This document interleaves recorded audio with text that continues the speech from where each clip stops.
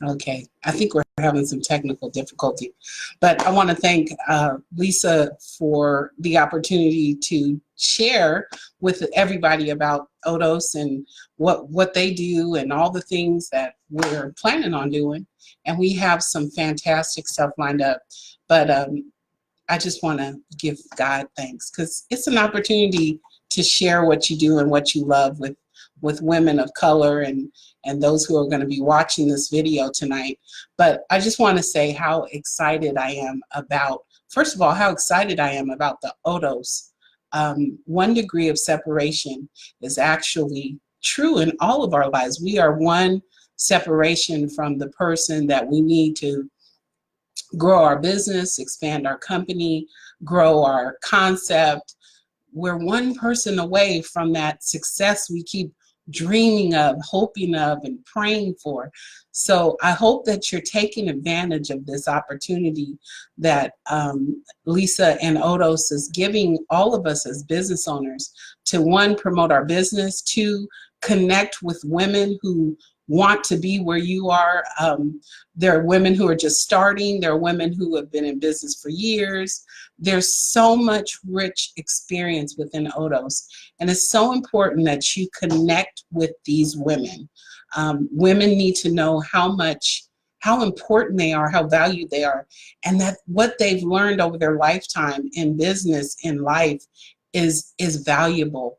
One of my favorite things is that every day, every Thursday, Tuesday, Wednesday, Thursday, I work with an 84-year-old attorney. And I tell you, she just amazes me at all that she does. But just to talk about Odos for a little bit, I think a lot of people they wonder, what is Odos all about? So really, Odos is that connection that has been placed in all of us that need to connect with people. Being in business can be sometimes extremely lonely, extremely by ourselves, but Odos gives us the opportunity to connect, to meet women who have, like I said, like-minded, but also those who are going where you're going. You may have a circle of friends around you that they're on jobs, that's what they're doing, but you're heading in a different path. You're forging in a different direction. And it truly is about connecting with women all over, not only in America, but we have women outside of America. There's a beautiful young lady over in London, over in South America. We have connections all over the world. And once we put this all together and everything's connectable, you're going to be able to reach out and touch people in Paris. You're going to be able to sell your products over to in China. You're going to be able to do what you do, not only here in America, but all over the globe. And that's what's so rich about the Odos experience. So if you have not decided to become a member, I hope tonight that I'm convincing you, not only by doing this takeover, but I'm also convincing you that tonight is the reason you need to join Odos. I know there is a introductory membership, and if you haven't clicked on it or they haven't put it in the website, in the Facebook page, I hope you will connect to our website. It's Odos, O-D-O-S, synergyservices.org. Connect with us, become a member. This is a great opportunity for you to promote your business. This is free advertising for a lot of us. And anytime we can get on here and promote our businesses to 75, 100 women, oh my gosh, you need to take advantage of it. So I hope I haven't sung the praise. I hope I've sung the praises of Odos enough for everybody to really join the bandwagon, because Odos is going to be a powerhouse. We've got some fantastic women. I know last week, Tahira, who does social media marketing, we've got fantastic consultants, women who want to see you succeed in business. So make sure you connect again. That website is odossynergyservices.org. So go to the website and also connect with us on our Facebook page. There's a ton of great information. Get the weekly newsletter, the monthly newsletter, the monthly newsletter, so that you can stay on top of things in your industry. And that's why I'm here, because I'm in a really interesting industry. So for most of you that don't know, and maybe you didn't hear me talk on one of the very first takeover, I have a little bit of an interesting journey. I started, my whole story started not in corporate America, but actually at my parents' feet. My parents have always been entrepreneurs, and they really encouraged me to go after my dreams, not to settle for anything, but just shoot and go after what you want to go after. So one of the things that they did was they really embedded into me about owning my own business and finding what wakes me up in the morning, that passion. And one of the things that I got really passionate about is about service to others. So everything I've ever done in my life, every type of business has always been to serve other people. So I have, in 2014, the most phenomenal and unfortunate thing happened. My father died. Excuse me, 2013, in December of 2013, my dad died. And my mother and I were, of course, grieving and in shock. But the most important thing that happened, my mother's realized, hey, wait a minute, this man's income is wiped out. So a lot of widows are surprised when they find out, oh my gosh, what we thought would kick in and take over didn't kick in and take over. And it wasn't that he left us with nothing. It was that what we thought was going to happen, which is Social Security, which is all of this stuff, that all these social safety nets we have really aren't there to help. So thank goodness we had some, insurance and things in place. And I do recommend everybody get insurance. But we realized, hey, wait a minute, how in the world are we going to hold on to our own home? So about that time in 2014, I just had the inspiration. I had been reading about these guys who had started this company called Airbnb. Boy, I wish I was there a little bit earlier, but that's okay, because you still get in when you get in. So these guys had been starting this company. I'd been hearing all this buzz about house sharing and the sharing economy, and I'd been kind of reading about it. And I remember busting in my mom's bedroom, and I told her, hey, I said, we need to rent this place out. And at the time, my parents lived in a 2-bedroom unit. They had a 2-bedroom apartment, part of a duplex that they owned. And my mom said, well, where are we going to live? And I said, I don't know, but we're going to rent a room out or something, because we've got to do something. Hey, hey for joining us. Those of y'all who are just joining us. But the next is, we sat down and we said, so how does this work? And the first few stays and everything, we really had no idea what we were doing, because the industry was so new. But luckily, I had a good friend who is in the hospitality business. And you know what he told me? He said, you want to serve, you want to give people an excellent experience. And I said, there it is. I thought, okay, excellent spirits. All right, we got this, we're rolling. And then I said, I thought of the story in the Bible about the Good Samaritan. And I thought, oh my gosh, that's it. We need to name this Samaritan Hospitality, built around serving others and doing good in our community. Because as people stay in your home in an Airbnb, you're really bringing outsiders into a community that maybe otherwise they wouldn't have come to, they wouldn't have even thought about. And so Samaritan was born in 2014. And from there, we have just expanded and grown. We're actually not only in California now, but I'm in Arizona. So we've expanded from California to Arizona, and we have several units in contract with owners. We contract work with other owners. So it's really, really an exciting business to get into. And the biggest question I think most people ask me is, how did you start? And I said, really by chance, but really by planning, because we were already real estate investors. I think the first thing is that we need to look at, what do we own?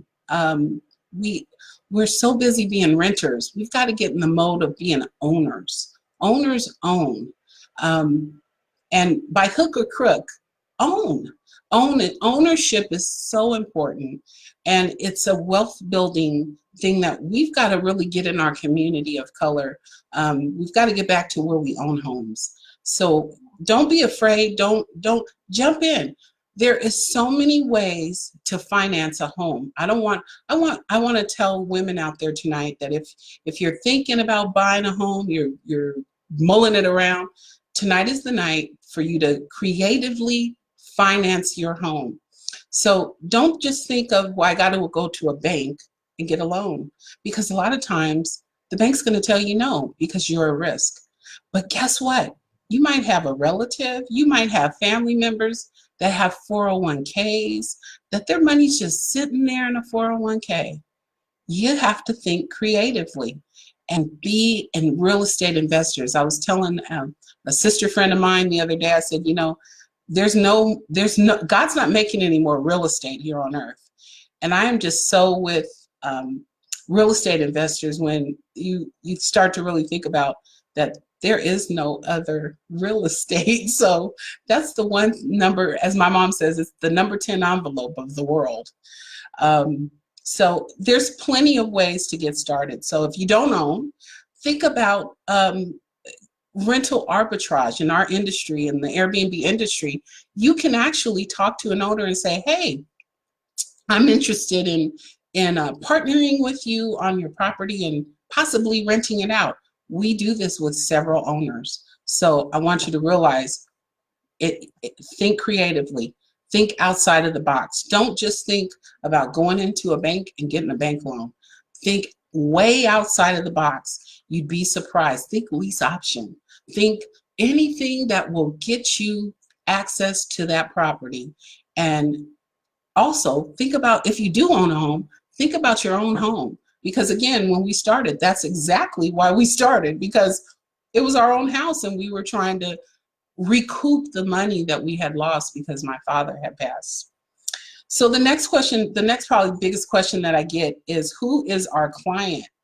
You've got to have a client base. Who do you serve? Who do you serve in the Airbnb market? Is it vacationers? People who are traveling at a week at a time? Is it business? Is it medical travel professionals? There's lots of people who would love to stay in a Airbnb. They don't just have to stay there because they're on vacation. So a lot of people are staying in Airbnbs because it's cheaper than a hotel, depending on the area. And you have to work your niche market. You really do. There's so many areas that you can market in. And the first thing is, if you own property, look at the area. Look and see if there's other units in your area. If you're in an area, I had a young lady ask me the other day, well, I'm in Podunk, Arizona. It's one of those far cities here in Arizona. And I said, well, look around and see if anybody else is renting. And if they're not, figure out why people would come there. And then she realized, oh my gosh, we're near an Indian reservation. We're near this, we're near. So she started brainstorming. She really started thinking about why and how she could really profit by opening her Airbnb in this particular area. And I thought, go for it. It's a great opportunity.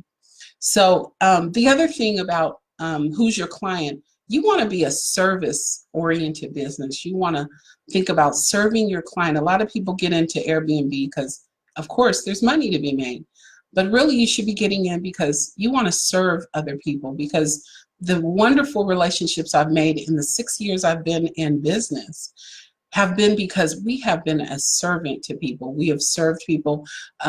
We had a group of ladies here in Scottsdale, a wife who had lost her husband, very similar story to my mom, and the sister and the brother-in-law paid for her to come to Scottsdale on vacation, and she was going to all the old places her and her husband went. And in that time when they were visiting, I got to give her a big hug and just say, I hope you enjoy your stay. And we made it as comfortable as possible for them. Again, we got 5 stars because we were servants. We did some extra things for rented bikes for them. so she could go bicycling like when her husband was alive. So we go above and beyond. If you're thinking about getting into the Airbnb business, service is king. The customer is king. I think a lot of times as owners, we can get into this mindset that, well, they're not doing, no, we've got to get into the mindset of, hey, I'm here to make sure that they have a wonderful time, they have a great time, and that they come back again. Repeat business, that's important. I always say to anyone that talks to me about getting into this industry, under promise and over deliver. Under promise and over deliver. And that's true for any business. Y'all, I've been in business for 25 years in different businesses, and in every one where I had to serve the public, serve people, whether it was selling products business to business or business to consumer. Either way, you've got to serve people. You've got to give them the utmost, the best service that you can possibly give them. Oh boy, we have a lot to talk about tonight, y'all. I hope if you're watching, I hope you're asking questions. Just post some questions if you have them. If you haven't, make sure you stop by our Facebook page. It's facebook.com Samaritan Homes, or I think it's under Samaritan. Oh wait, I'm not sorry. Yeah, Samaritan Homes. We're also on Twitter. We're also on Instagram. You can see our latest units. We also help design units. So owners may come to us and have us pull us in because they see that we can design. So, all right. Hey, Pam. Hey, I see people popping in. Hey, y'all. The next thing I want to talk about is serial entrepreneurship is good. Take that core of what you love and then keep finding it till you find that passion. Airbnb really has become my passion. I love what I do. I love working with owners, helping them transform their units, but also I love working with the actual renters, the tenants that stay in our units. And I want to encourage people that not to be afraid of failure. Fail is, like they always said, first attempt at learning. First attempt at learning. And a lot of people think, hey, do I have to be? No, you don't. So it's okay to fall forward and fail because it's your first attempt. And believe us, in Airbnb, you will fail several times. I think that's what I love about Airbnb is because it's okay to fail because you have a chance to get it right on the next customer. I think we had a tenant that stayed with us that gave us 3 stars, and we were like, oh no, what happened? So we got down to it, and he said, well, the bed was uncomfortable. So we were like, oh my gosh, what can we do for you? And we tried to work it out, and he said, no, that it was just an uncomfortable bed, and he actually, because we called him up and apologized, he actually went back in and gave us another star. So failure is okay in the Airbnb industry as long as you go back and get it right. Okay. Someone actually asked a question. Do I have to be a realtor? Absolutely not. You don't have to be a realtor. And most of the Airbnb people who are in this industry are not realtors. They are actually investors. People who, like me, who kind of fell into it because, oh my gosh, I got to replace my income. So that's most of the Airbnb story. And if you ever have a chance to read the story of the founders of Airbnb, that's exactly how it started. They fell into it. So it was something that they couldn't get a room for a friend, and the friend ended up sleeping on an air mattress in their dorm, I believe. And so when that happened, Airbnb was born. So, and it used to be called, I think it was Air Mattress and Air Bed and Breakfast. That's how we got Airbnb. So look up the Airbnb story. It's really, really interesting. Those guys, and make sure, not insider trading, but a good tip, they are getting ready to go IPO. So if you got a little cash set aside, that would be a stock I would invest in, because Airbnb is really on their way they're in 190 countries. Airbnb is not going away. I want to remind everybody, the sharing economy is not going away because people are now actually used to it. So yes, there's glitches. Yes, there's stuff that they're going to fix as they grow and as they start to develop. But the main thing is that it's not going away. So it's an opportunity. There's still opportunity for people to grow. You can still find your niche, still find a place for you to really do well. I have lots of friends that have owners who have taken their long-term property and put it into what we call short-term rental. One of the other things, we're wrapping. Wow, we're rounded up. Look how fast this time goes, y'all. It's so fast. The sisterhood of encouragement. One of the things, I think one of my sisters is on. Hey, Pam. We have a wonderful group of women who encourage each other. So if you don't have a mastermind group, honey, call me. I'll be in your mastermind group. I have no problem with that. You need a group of women who can encourage you, call you out, get your buns in gear. I won't cuss. Get your buns in gear, and also make sure that you're reaching your goals. You need to have women around you who are close knit. Not telling your business, but just that I call them my prayer warriors, my ladies who encourage me, and not only in my faith, but also in business. They tell me, keep going. You're so close. You're so close. It's so important to have a group of women. I know Odos is this, but also have your close, tight-knit circle of women that you can call upon in a moment's notice. These women will end up being your first investors. So also think about that. If you're getting into the Airbnb or real estate investment business, you've got to have a team of support. And it can't just be people saying rah, rah. Sometimes you got to have people that'll tell you, wait a minute, let's think this through. So you want to have the rah, rah people, but you also want to have the realists, the people who can really call you out and say, did you think of this, this, and this? Did you go through every possibility where it may not work? And that's where we're at. The last thing is, I want to talk about your why. Why are you doing this? Why are you going into business? Why are you doing any of it? You've got to have a big why. So most of you, if you've seen me or know me, I am an evangelist to 3 locations where seniors are housed here in Phoenix, Arizona. And that's my why. My why is because I need my time to go minister to these men and women who are, some of them are shut in, some of them are in our housing authorities. They don't have family coming to check on them.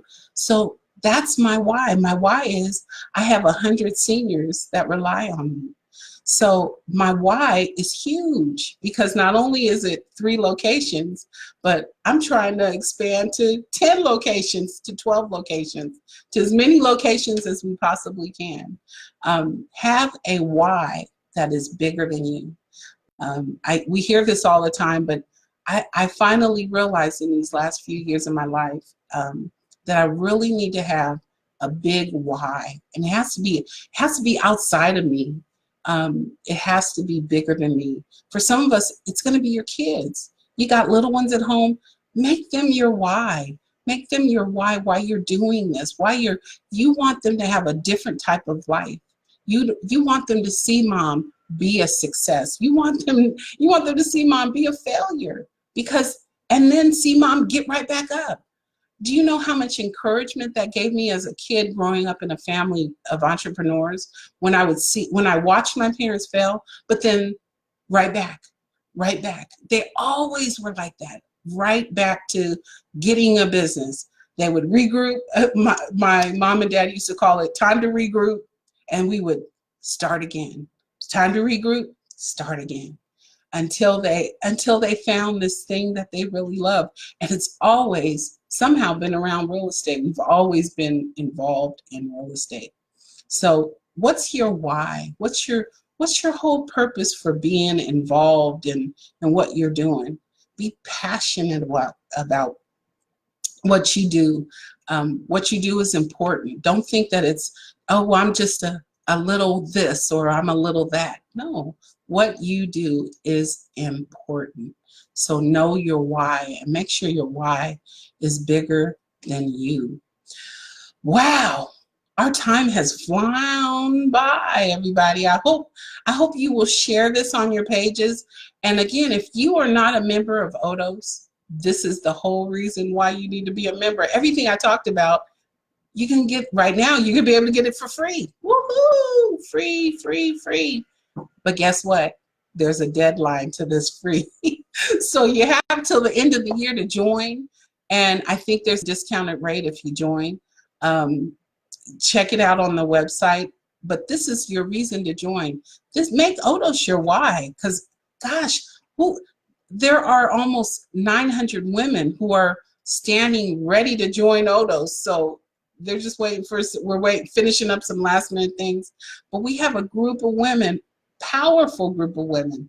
And if you guys notice, there's some great stuff on the page. Make sure you're linked into all the pages, all the groups. There's I believe there's coming a Odos marketplace where you're going to be able to advertise. It's all free, everybody.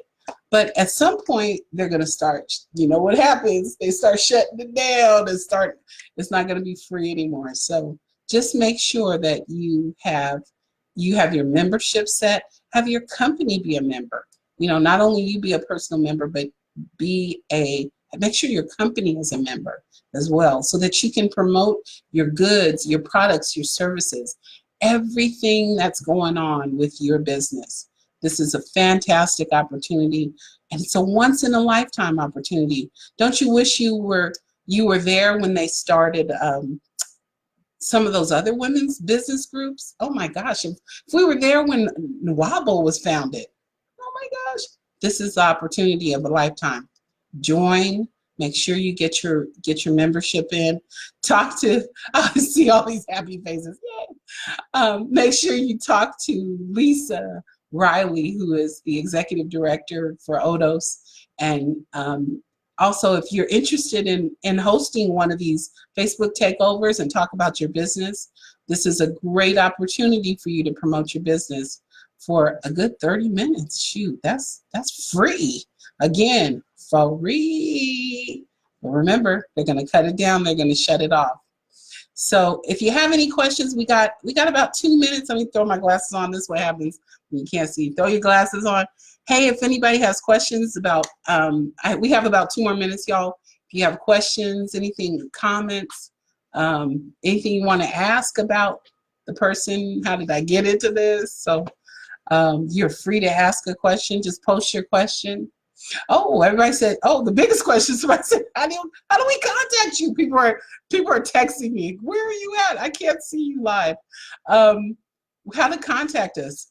Check out our Samaritan website. It's SamaritanHomeRentals.com. Don't forget the S. Samaritan, like Good Samaritan, Home Rentals. And you can see all of our houses that are available in California.